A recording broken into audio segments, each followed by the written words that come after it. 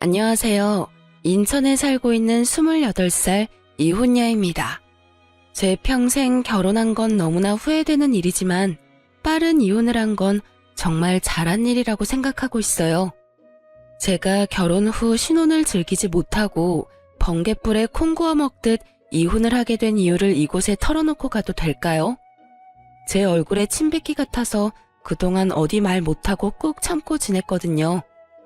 그런데 이젠 저도 속 시원하게 털어내고 싶어요. 저는 어릴 때 꽤나 소문난 부잣집에서 태어났어요. 다만 그때 당시 집이 얼마나 넉넉했는지는 저도 체감한 적은 없어요.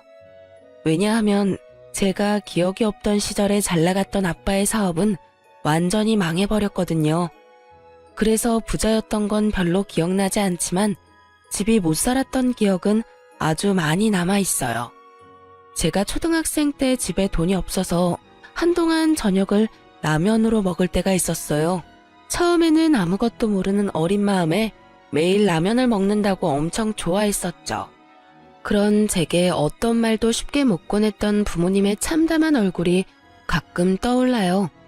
하지만 얼마 지나지 않아 현실을 깨달은 저는 라면이 물려서 울며 불며 먹었죠. 아빠가 다시 일어난 건 제가 초등학교를 졸업할 때쯤이었어요. 정말 이러다 온 가족이 죽나 싶을 때 아빠는 다시 재기에 성공하셨죠. 덕분에 저는 지금까지 부족함 없이 넉넉한 환경에서 자랄 수 있었어요. 물론 부모님이 가끔씩 그땐 정말 돈이 많았었지 하며 말씀하시던 그 옛날만큼은 아니었지만요. 다행히 현재까지도 저와 부모님은 경제적으로 여유롭게 지내고 있어요. 남편과 결혼을 했던 건 성격이 잘 맞아서였어요. 다들 사랑해서 결혼을 하지만 결국 시간이 지나면 부부는 서로에게 가장 친한 친구가 된다는 말을 들은 적 있거든요. 그래서 저도 남편감을 찾을 때 평생 함께 즐겁게 지낼 친구 찾듯이 찾았어요. 남편은 제가 만나본 사람들 중에 가장 저랑 성격이 잘 맞는 사람이었어요. 처음부터 너무 잘 맞아서 저희의 연애는 사랑과 우정이 모두 있는 특별한 관계 같았죠. 입맛 잘 맞고 성격까지 잘 맞으니 연애할 때도 딱히 싸울 일이 없더라고요. 서로 만나면서 억지로 상대방에게 맞추는 게 은근히 고역이잖아요. 그래서인지 저는 자연스럽게 이 남자랑 결혼하면 좋겠다 생각했던 것 같아요. 하지만 입맛 비슷하고 성격 잘 맞는 것도 연애 때나 좋았죠. 결혼하고부터는 입맛, 성격보다 훨씬 중요한 게 있다는 걸 깨달았어요. 살아보니 그건 어디까지나 저희 둘의 이야기더라고요. 시어머니와 시누이와 함께 사계절을 겪은 게 아니었으니 결혼하고 무척 당황스러운 일이 많이 생겼어요. 자기야, 우리 엄마 참 고생 많이 하셨어. 그런 만큼 좀 억척스러운 면도 있는데 그런 부분들은 마음 넓은 자기가 좀 이해해줬으면 해. 대신 나도 장모님이랑 장인어른께 정말 잘할게. 남편은 유독 자기 엄마 이야기만 나오면 감정이 과잉되는 듯 했어요. 시모 이야기를 꺼낼 때면 항상 눈물을 글썽였죠. 가끔 좀 과하다 생각한 적도 있지만 저는 완전히 이해 안 되는 것도 아니었어요. 시모가 초등학생 때부터 혼자 힘으로 남편과 신우를 키우셨다 하더라고요. 남편의 아버지는 남편이 어렸을 때 가게에 빚만 잔뜩 남기고 도망갔대요. 시모가 대단한 건 그 빚을 갚으며 더 이상 추가로 빚내지 않은 거예요. 빚을 자식들에게 대물림하지 않고 자기 선에서 끝내려고 했던 거죠. 결국 시모는 악착같이 일해서 빚도 다 갚았고 남매 둘 다 대학까지 보냈어요. 물론 저희 집도 어려울 때가 있었지만 저희 집은 부모님 두 분이 의기투합해서 이겨낸 거였거든요. 그러니 저는 홀로 가정을 지킨 시모가 너무나 대단해 보였던 거죠. 그래서 결혼 후 시모의 억척스러움도 웬만하면 이해하려고 노력했어요. 그리고 저희 집이 힘들었던 날들이 자꾸만 떠올라서 시모에게 더 살뜰히 잘했죠. 제가 뭘 바라고 한 건 아니었지만 시모는 자주 툴툴거리는 사람이었어요. 어머님, 요즘 입맛 통 없으시다면서요? 제가 맛집 찾아놨는데 주말에 시간 내주세요. 참나, 그건 또 어떻게 알았냐? 그이한테 들었죠. 시간 괜찮으시죠? 그럼 맛집은 됐고, 나 토요일에 너네 집에 놀러 가도 되냐? 나 며느리가 해주는 밥 한번 먹어보고 싶어서 그래. 네, 좋아요. 어떤 거 드시고 싶으세요? 뭣도 모르고 저는 흔쾌히 알겠다고 했는데 시모는 집에 도착하자마자 잔소리를 늘어놨어요. 냉장고 안을 검사하듯 여기저기 뒤지면서요. 어머, 먹을 게 통 없네. 네? 저 어머님 오신다고 해서 미리 장 봤어요. 지금 먹을 거 말고 말이야. 너희 평소에 먹는 것들 말이다. 아, 저희 그때그때 먹을 만큼씩만 사고 있어서요. 요즘 사람들 인터넷에서 장 보던데 너도 혹시 그러니? 아무래도 그렇죠, 어머님. 저희는 보통 그렇게 장 봐요. 둘 다 회사 다니니까 아무래도 그게 쉽고 편하더라고요. 그리고 마트보다 소량으로 파는 것들도 많아요. 아니, 인터넷이랑 마트 말고 재래시장에서 장을 봐야지. 그래야 물건도 좋고 가격도 훨씬 저렴하지. 아, 사돈이 그런 건 안 가르쳐주니? 에이구 정말. 살면서 무슨 변수가 언제 어떻게 생길지 누가 알아? 날 봐라. 남편 도망가서 평생을 이 고생했잖냐. 물론 내 아들은 지 아빠 말고 날 쏙 빼닮아서 그럴 일은 없다만 너 나중에 애 낳고 키우다 보면 언제 회사 그만둘지도 모르고. 이렇게 둘 다 벌고 있을 때 미리미리 절약해라. 알았냐? 네, 그럴게요.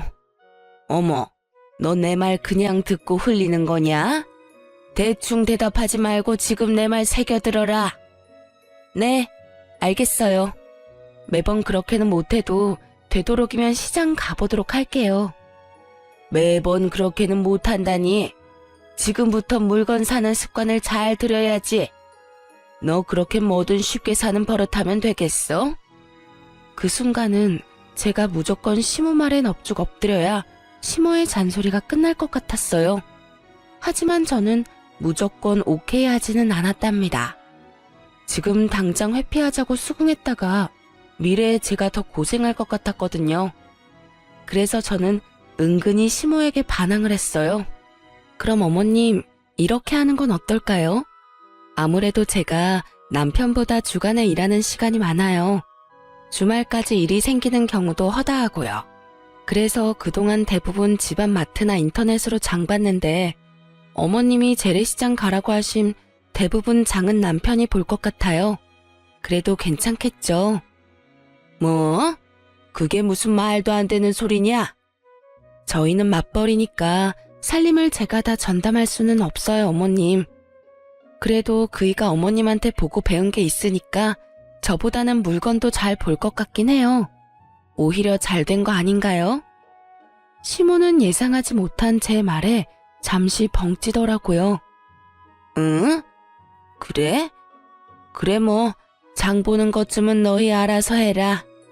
그래도 꼭 시간 나면 내 아들 시키지 말고 네가 직접 재래시장 가보고 그래. 평생 인터넷에서 장 볼 거 아닌 말이다. 네, 어머님, 그렇게 할게요. 시모는 괜한 아들 고생시키는 것 같아 마음에 안 드는 눈치긴 했지만 그 이후로 시장에서 장 보라는 소리는 쏙 들어가더군요. 만날 때마다 여러 잔소리를 늘어놓던 시모는 비록 다정한 성격은 아니었지만요. 그렇다고 며느리가 말 안 듣는다고 주구장창 괴롭힐 사람으로는 또 안 보였어요. 본인이 납득할 만하면 웬만해서는 그냥 넘어가더라고요. 그래서 저도 큰 불만 가지지 않으려 했죠. 하지만 시간이 지날수록 가만히 있으면 호구라는 말이 떠올랐어요. 남편과 시댁 때문에 저와 친정 식구들이 호구가 되는 느낌이 강하게 들었거든요. 처음에 저희 부모님은 양가 집안이 차이가 좀 나니까 남편과의 결혼을 조금 반대하셨어요. 저희도 물론 어려웠던 적 있었지만 저희 집이 겪은 아픔과 시댁의 아픔은 좀 다르니까요. 아빠는 살아온 결이 집안끼리 비슷해야 좀 더 제 결혼 생활이 순탄하지 않을까 고민하셨어요. 큰 반대보다는 걱정과 우려라는 표현이 더 어울리겠네요. 그랬던 저희 부모님도 막상 싹싹한 성격에 제게 잘하는 남편을 만나보고는 좋은 사람 같다며 결혼을 허락하셨죠. 그런데 결혼 후 신우이의 행동을 보고 저희 엄마 아빠는 많이 불편해하셨어요. 상견례 때는 참하고 조용하더니 결혼하자마자 신우가 본색을 드러내더라고요. 오죽했으면 속상한 저희 아빠 입에서 이런 말이 나왔어요. 내가 끝까지 이 결혼 반대할 걸 그랬다. 다름 아니라 결혼하고 처음으로 양가 모여서 식사하는 자리를 가졌는데 철없는 시누이가 설쳐서 분위기가 완전히 엉망이 됐거든요. 곧 30대를 앞두고 있는 시누이는 집안에서 사고뭉치 같은 존재였어요. 신우가 고등학생 때 갑자기 메이크업 하고 싶다고 해서 시모는 뼈 빠지게 일한 돈 신우에게 아낌없이 지원을 해줬다고 합니다. 그 당시 미용 재료값, 학원비까지 돈이 은근히 많이 들었대요. 그래도 신우가 각종 미용 자격증 따고 전문대까지는 갔다 합니다. 그런데 실습 나가서 고작 몇 개월 일해놓고 힘들다면서 졸업도 포기하고 그동안 배운 것들 다 때려치웠다더라고요. 그러고는 쭉 집에 틀어박혀 백수로 살았고요. 그 나이 먹도록 남편과 시모에게 기생한 거죠.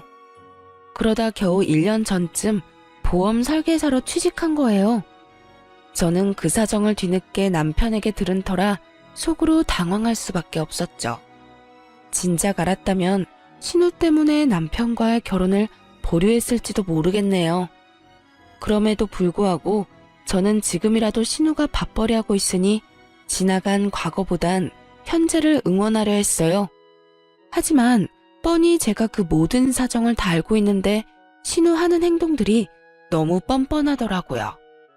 새언니, 다시 한번 진심으로 결혼 축하해요. 우리 오빠 앞으로 잘 부탁해요. 고마워요, 아가씨. 그럼 이제 결혼식도 끝났고 중요한 일 딱 하나 남았네요. 네? 어떤 거요? 양가 식사 자리가 엄청 화기애애한 분위기는 아니었지만 조용한 룸에서 도란도란 안부를 묻고 나름 편안한 분위기였어요. 신우가 보험 팔겠다고 나서기 전까지는요. 보험이요. 그래도 제가 설계사인데 다들 점검해야죠. 새언니랑 사돈 어르신들 보험 이제 내가 다 관리하려고요.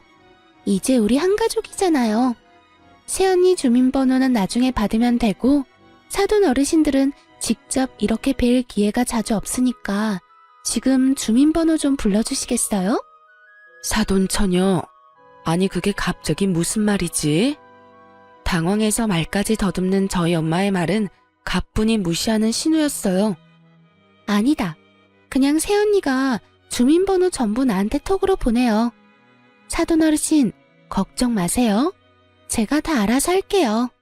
이제라도 부족한 보험 추가하고 필요 없는 보험은 정리해야죠. 그때 일식집이었는데 죽을 먹고 차례로 음식 나오려는 찰나였어요. 당연히 먹기도 전에 저희 가족들 입맛 다 떨어졌습니다. 저뿐만 아니라 저희 부모님 역시 신우의 건방진 태도에 깜짝 놀랐고요.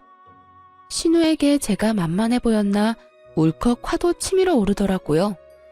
저는 그렇다 해도 저희 부모님 우습게 보는 것도 열받고 그걸 제지하지 않는 시모한 남편도 어이없었어요. 솔직히 가까운 가족 사이에도 보험은 정말 신중하게 가입하는 거잖아요. 본인이 필요하다 생각이 들면 열심히 알아보고 가입해도 되는 게 보험이고요. 그런데 신우이가 경력 있는 베테랑 설계사도 아니고 병아리 신입 설계사인 거 시댁도 저도 다 아는 사실이잖아요. 설령 신우가 보험의 여왕이라 했어도 그 식사 자리에서 갑자기 영업하는 것도 굉장히 무례한 일이라 생각했어요. 친정 부모님도 말문이 턱 막히셨고요. 아가씨, 여기서 이렇게 말할 게 아닌 것 같아요. 지금은 식사부터 하고 다음에 저랑 이야기해요. 상황 파악 못하는 신우이에게 저는 단호한 말투와 눈빛으로 경고했어요. 하지만 신우는 눈치는 진작에 말아먹은 사람처럼 굴더군요. 다음 언제요? 에이 설마 새언니 혹시 나 못 믿어요? 제가 설마 가족들 주민번호 받아서 엄한 데 쓰겠어요? 오래 걸리는 이야기도 아니고 그냥 천천히 식사하면서 이야기하면 되죠. 새언니, 보험은요, 내일 다음에 이런 식으로 미루다 보면 진짜 큰일 나요. 아가씨, 어머, 새언니, 지금 저한테 소리 지른 거예요? 나는 그냥 좋은 마음으로 물어보는 건데 좀 많이 서운해지려고 그러네. 심지어 그때까지 제 남편은 한마디 거들지도 않더군요. 저는 남편이 입에 본드칠이라도 한 줄 알았네요. 제 언성이 점점 높아지자 지켜보시던 친정아빠가 제 손을 조용히 잡고 말했어요. 사돈처녀, 열심히 사는 모습은 보기 좋네요. 그런데 지금 이 자리는 결혼식 무사히 끝나고 우리가 처음 만나는 자리 아닌가요? 아직 그런 사적인 이야기를 꺼내기엔 이른 것 같은데 난 오늘은 즐거운 식사 자리에 집중하고 싶네요. 자네 생각은 어떤가? 네, 그렇죠. 장인어른 말씀이 맞습니다. 이제 소정아, 그 얘기는 그만하자. 내가 뭘 어쨌다고. 아빠가 남편에게 묻자 남편은 그제서야 그만하라고 시누이를 말렸어요. 시누이는 식사하는 내내 입이 대빨 튀어나와선 아무 말을 하지 않았어요. 차라리 그렇게 입을 다문 편이 나았죠. 시모는 창피는 했는지 나중에 시누이 등짝 때리는 건 얼핏 봤어요. 문제는 그 이후에 신우가 전화와서 엄청 우는 소리를 하는 겁니다. 새언니, 나 이번 달 실적 조금만 더 채우면 되거든요? 저 좀 도와주면 안 돼요? 보험 비싼 거 가입하라고는 강요 안 할게요. 이참에 진짜 보험 점검하면 좋잖아요. 아가씨, 네?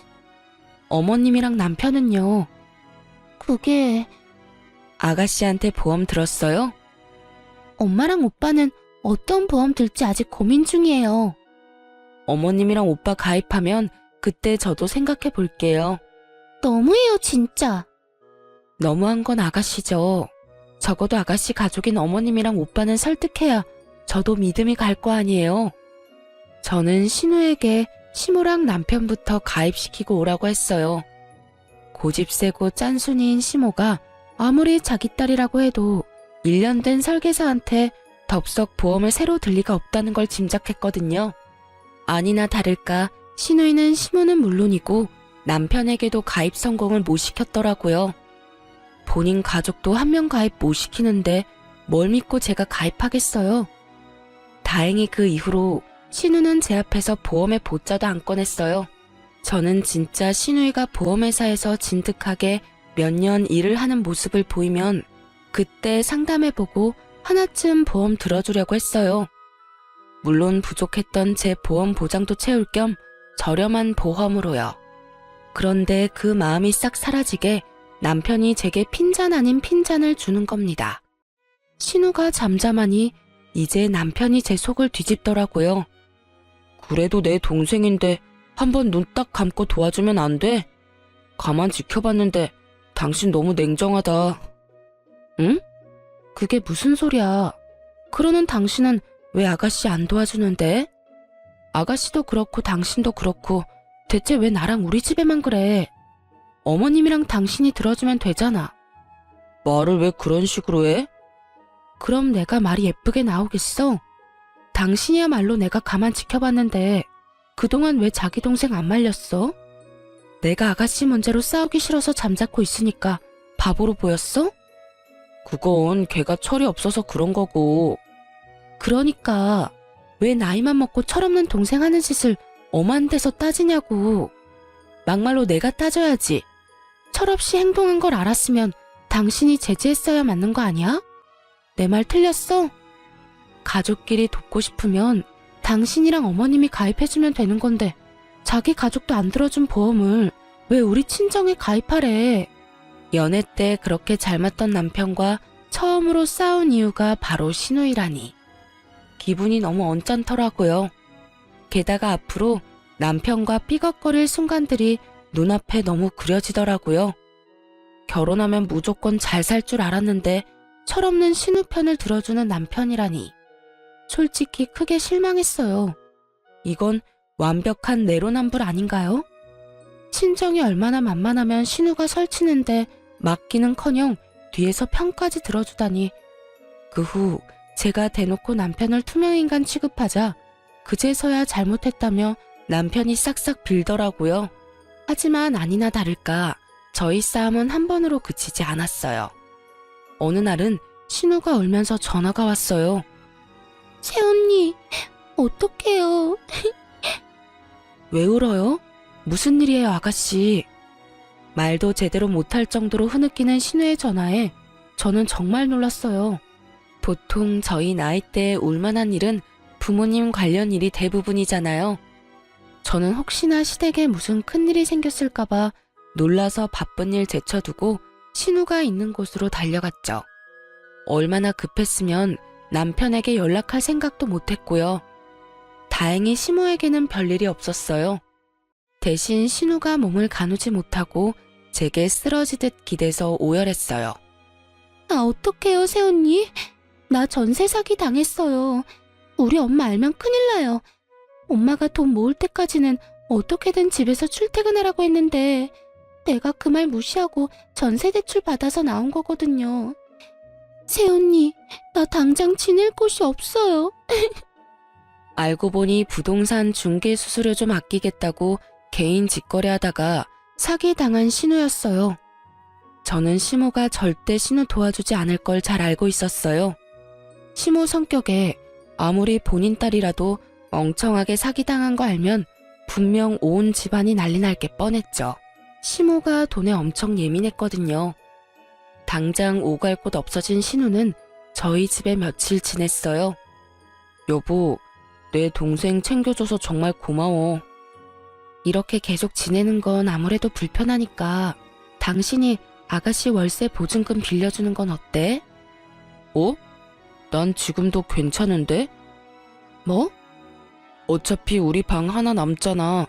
그러지 말고 그냥 동생한테 월세 받는 건 어때? 난 싫어. 여기 우리 신혼집이야. 자기 신혼 뜻 몰라? 근데 자기가 쟤 여기까지 데리고 온 거잖아.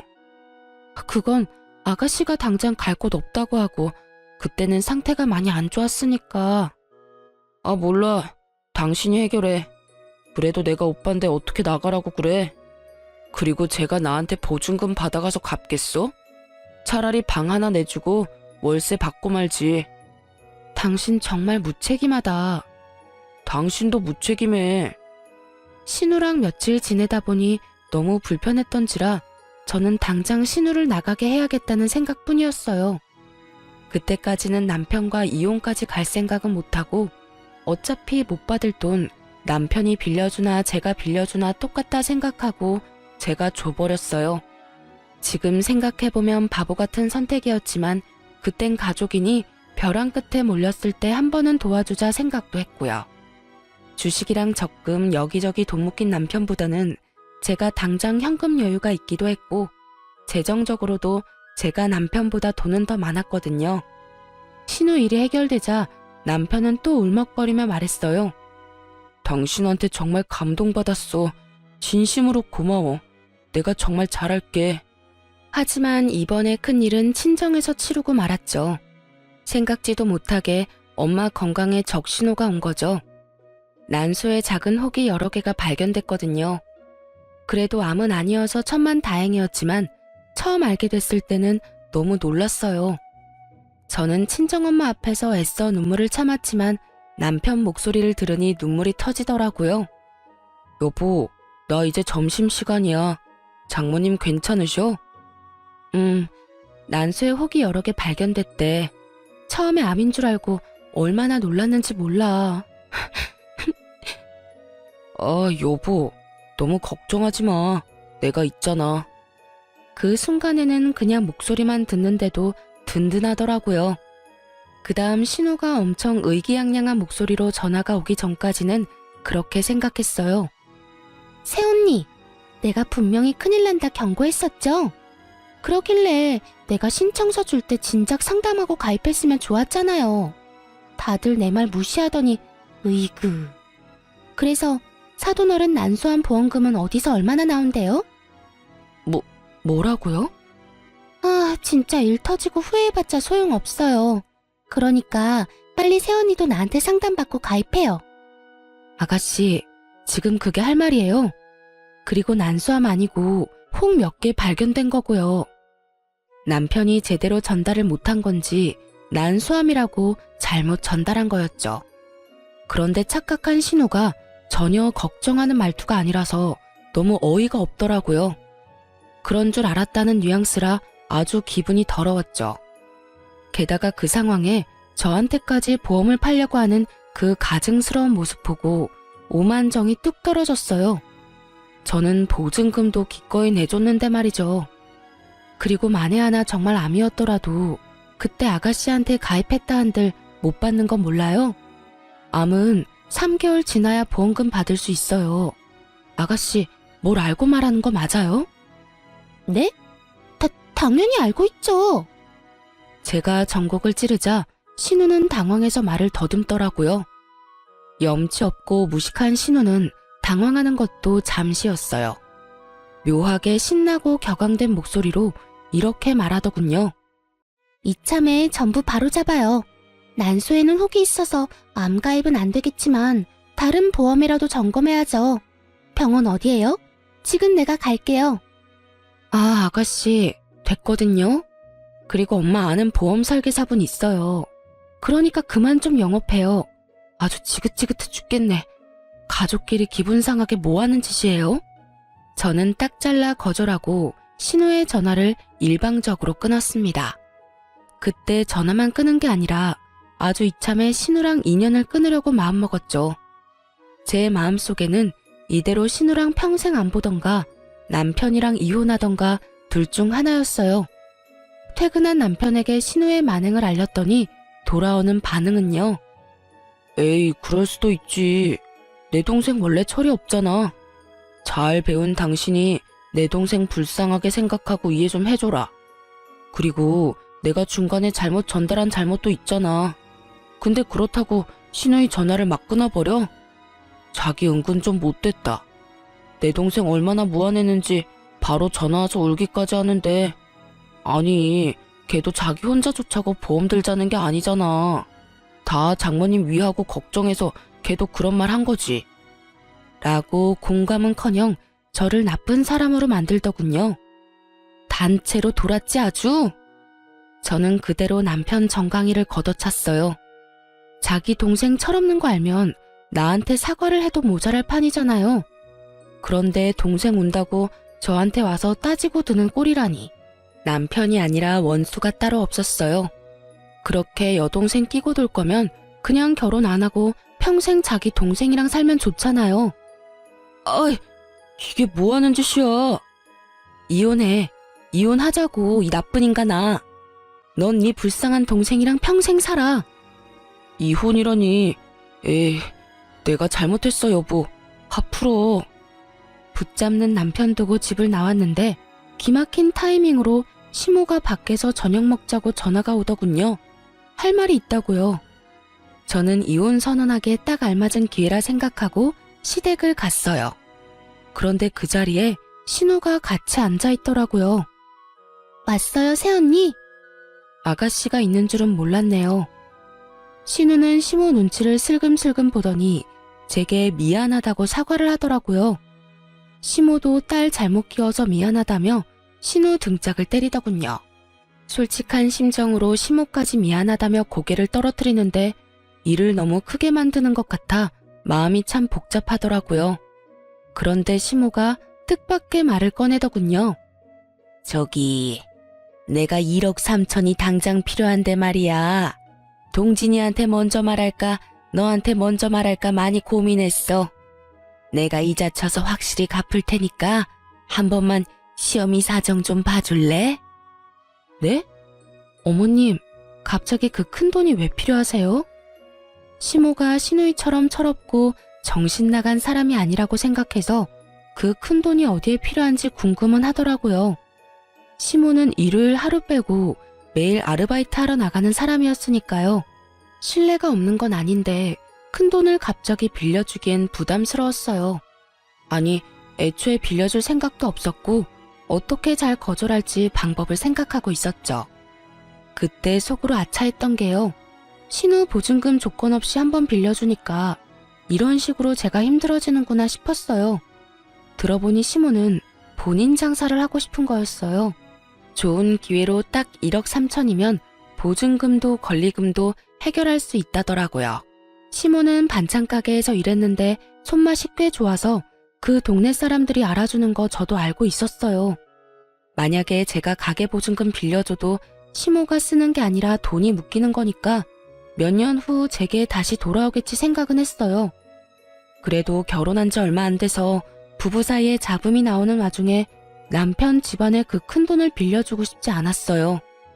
장황한 설명에도 제가 긍정의 말이 없자 시모는 삐친 얼굴로 말없이 식사만 했어요. 저는 중간에 화장실로 도망가 남편에게 당장 오라고 했죠. 남편과 통화를 끝내고 화장실에서 나왔는데 그 넓은 고깃집이 시끄럽도록 둘이 하하호호 웃으며 난리가 났더라고요. 아까는 분위기가 무겁게 고기만 먹더니 무슨 대화를 저렇게 하나 싶어서 가까운 테이블에 잠시 앉아 둘이 나누는 대화를 집중해서 듣기 시작했죠. 그런데 저는 정말 기절할 뻔했네요. 이씨, 세연이 별 반응도 없고 뭐야. 통이 커서 한 번에 알겠다 할 줄 알았는데. 다 너 때문이지, 기집애야. 아, 그만 좀 때려. 나도 먹고 살려고 그랬다 뭐. 그러게, 오빠랑 엄마가 보험 좀 가입해줬으면 좀 좋아. 시끄러. 정신 못 차리고 있어. 근데 엄마, 오늘 고깃값은 누가 결제해? 설마 세연이가 우리 보고 계산하라는 건 아니겠지? 예, 그럼 우리가 돈 빌리는 입장인데 계산 안 할 수도 없잖냐. 넌 그러니까 무슨 생각으로 이 비싼 고깃집으로 온 거야? 오랜만에 소고기 먹고 싶었단 말이야. 세연이 진짜 짜증나. 저번에는 500만 원 바로 입금해주더니. 그래도 착하잖냐. 아주 퍽하면 속아. 저러다 엄한 데 가서 사기라도 당할까 걱정될 만큼. 그래, 뭐 좀 답답해도 착한 건 인정. 덕분에 전세 사기 당했다고 거짓말하고 원룸 보증금까지 건졌잖아. 근데 엄마, 세연이 말이야. 나 월세도 가끔 내달라고 부탁하면 내줄 것 같지 않아? 어머. 그럼 네가 우는 소리 종종 해봐. 너 그런 거 잘하잖냐? 제발 똑똑하게 굴어. 보험 팔 생각만 하지 말고. 이제 우리 집 든든한 금고 생겨서 얼마나 다행이야. 엄마, 가게 보증금 얼마랬지? 약속한 대로 5천은 나 주는 거다. 너 허튼 곳에 쓰면 정말 죽어. 듣다가 알게 됐는데 시모는 제게 큰돈 빌려서 보증금 내고 자기 딸이랑 본인 종잣돈 만들 생각이었나 봐요. 애초에 돈 빌리고 갚을 생각도 없어 보였고요. 몇십만 원씩 갚다가 안 갚으면 그만이라는 말까지 들었거든요. 저는 다 들었지만 아무것도 못 들은 척 태연하게 굴었어요. 분하지만 흥분해서 어버버 따지고 싶진 않았거든요. 그럼 오늘 고기는 어머님이 사주시는 거죠? 저 요즘 안 그래도 기력이 딸렸거든요. 감사히 잘 먹겠습니다, 어머님. 응? 뭐 그래, 맛있게 먹어라. 저는 일부러 비싼 소고기만 계속 주문했어요. 그날은 채기도 하나 없이 어찌나 음식이 잘 넘어가는지요. 아마 이혼하겠다는 결심에 속이 너무 후련해서 그랬는지 모르겠네요. 시모와 신우는 비싼 고기 손도 못 대더라고요. 저만 야무지게 잘 먹었어요. 30만 원 넘게 나왔는데 손을 벌벌 떠는 시모였죠. 어머님 잘 먹었습니다. 설마 돈 아까운 건 아니죠? 아깝다니. 우리 며느리 잘 먹어서 나는 너무 기분 좋아. 억지 웃음 짓는 시모와 신우를 끌고 카페로 자리를 옮기자고 부추겼어요. 알겠다며 또 억지 웃음을 짓는 모녀였죠. 시모는 예상치 못한 큰돈을 지출해서 그런지 얼굴이 잔뜩 어두워져서는 카페에서도 돈 이야기를 꺼내더라고요. 그럼 돈은 해주는 거지? 어머, 어머님 얼마라고 했었죠? 1억 3천. 오늘 해줄 거야? 해줄 거지? 일단 케이크부터 좀 먹을까요? 여기 케이크가 진짜 맛있거든요. 후식은 아가씨가 사는 거죠? 고마워요. 잘 먹을게요. 그리고 저 이따 갈 때 포장도 좀 해갈게요. 네네, 그럼요. 제가 쏠게요, 새언니. 저는 또 신우 돈으로 디저트랑 커피 왕창 시켰어요. 그리고 야무지게 디저트 먹으면서 얄밉게 말했죠. 그런데 말이죠, 어머님. 돈 30만 원에는 벌벌 떨면서 며느리 돈은 아무렇게나 쓰여도 괜찮나 봐요? 뭐? 너 지금 뭐라고 했냐? 새언니, 아까 설마 다 들은 거예요? 아무 말을 하지 않고 가만히 있자 긍정의 의미로 알아들은 모녀가 제게 다 오해라며 펄펄 뛰기 시작하더군요. 저는 아무렇지 않게 웃으면서 말했어요. 걱정 마세요. 돈은 생길 테니까요. 네가 도와주려고? 에이, 미쳤어요. 내가 왜요? 댁 아들이 도와주겠죠. 이혼하면 신혼집에 들어간 돈 다시 반반 나눌 거예요. 그러니까 아줌마 필요한 그 돈은 아들한테 달라 하세요. 왜 엄한 사람한테 돈을 자꾸 뜯으려 하실까? 아참, 혼수는 내가 했으니까 다 가져갈 거고요.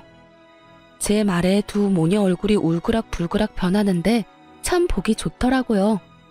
그래서 다 마시지 못한 커피는 신우 얼굴에 시원하게 부어줬습니다. 열받은 김에 정신 좀 차리라는 의미였죠. 아, 차가워. 너 지금 내 딸한테 무슨 짓이야? 마음 같아서는 팔팔 끓는 뜨거운 커피 들이붓고 싶은데 착한 내가 참았어요. 커피가 한 잔뿐이라 따님한테만 부었는데 아쉬우세요? 뭐 아쉬우면 한 잔 더 시키고요.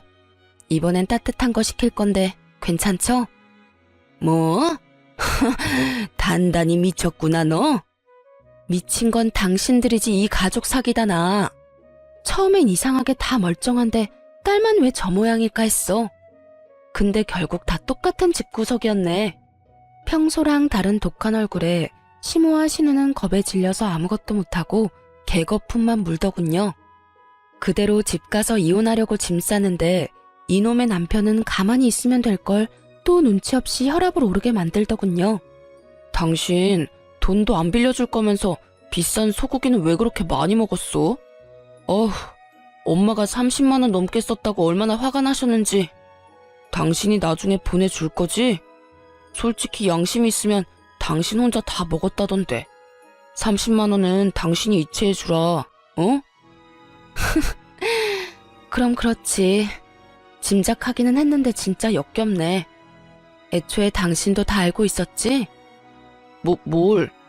어차피 당신 집이랑 당신 지금도 충분히 여유롭잖아. 그 정도는 우리 엄마랑 동생 도와줄 수 있지 않아? 야, 이 거지 같은 놈아. 나한테 돈 맡겨놨냐? 네 가족인데 네가 직접 빌려줘야지. 1억 3천만 원은 너도 없는데 내가 왜 빌려줘? 그냥 긴 말 필요 없고 지금 이혼하고 네가 혼자 실컷 도와주면 되겠네.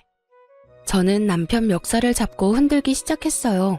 당장 신우가 저한테서 가져간 500만 원부터 입금하라고 말이죠. 입금 안 하면 어쩔 거냐는 남편 말에 당장 이혼이지 않겠냐며 비웃었죠. 그랬더니 남편 놈이 진짜 이혼은 하기 싫었는지 그 자리에서 바로 500만 원 송금하더라고요. 이 자식 돈도 있었으면서 일부러 내 돈 쓰게 만든 거 보니 혈압이 2배로 오르더군요. 입금했어 여보. 이성적으로 생각해. 우리가 결혼한 지 1년이 됐냐 2년이 됐냐? 이건 정말 아니야. 그래, 이건 정말 아니지. 입금만 확인하고 남편놈 싸대기를 아주 풀스윙으로 날려버렸어요. 30만 원 고기를 먹어서 그런가 청량한 짝 소리에 제 마음도 다 시원해지더라고요. 끝까지 내 편은 없다는 생각에 많이 우울하더라고요. 친정에 와서야 눈물이 펑펑 쏟아지는 거 있죠.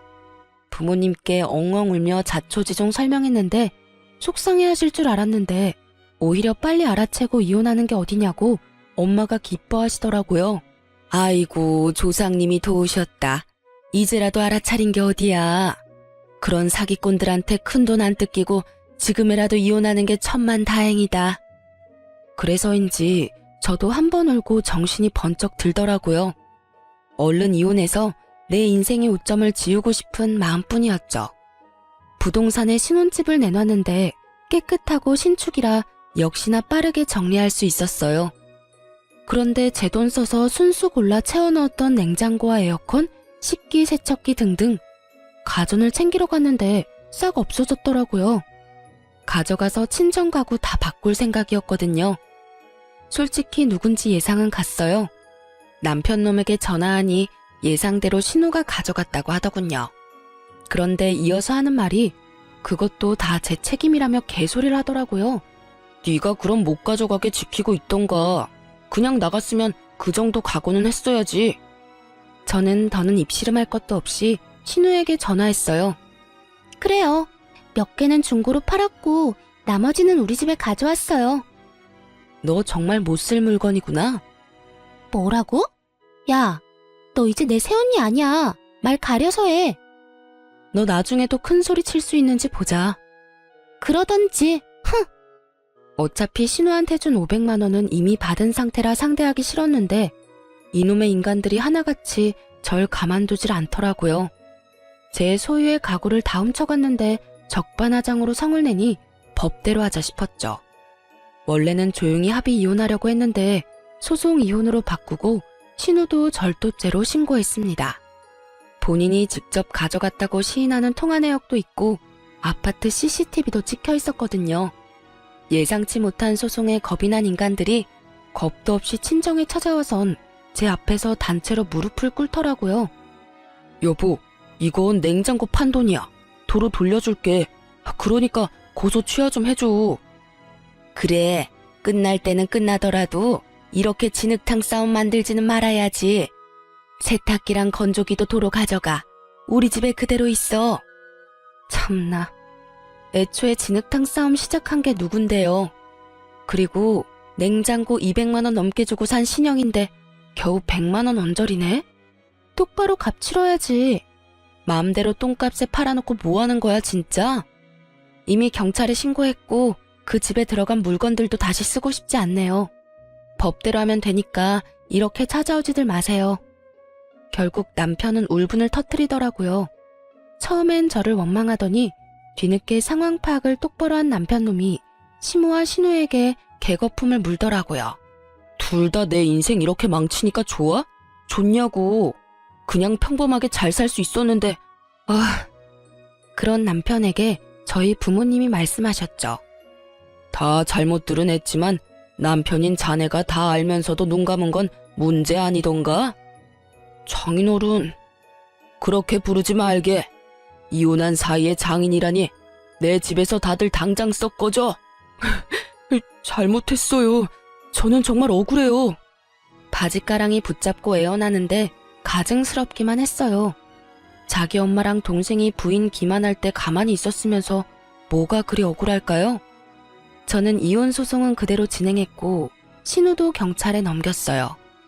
겁 없이 혼수를 훔쳐간 건 잘못이지만 나름 선심 써서 제 값만 내놓으면 합의해주려 했거든요. 그런데 갑자기 제게 만나자 하더니 마지막에 먹은 소고기 값 대략 30만 원이랑 카페에서 쓴 돈까지 40만 원을 달라고 하더라고요. 정말 끝까지 눈치도 염치도 없는 족속들이었어요. 계산은 똑바로 해주실 거죠? 계산을 똑바로 하면 여기 날 부르면 안 됐지. 너 정말 내가 합의 안 하면 어쩌려고 이러니? 네? 그 정도 멍청함은 병 아니니? 감히 네가 나한테 돈을 요구할 수 있다고 생각해? 정신 못 차려? 잘못했어요. 제가 생각이 짧았어요, 언니. 정말 멍청한 건 답도 없구나. 괜히 성질 도둑에 했다가 잘못했다고 싹싹 비는 꼴이라니. 그 이후에 저는 혼수값 전부 다 되돌려받고 합의는 해줬어요. 물론 소고기 값은 돌려주지 않았답니다.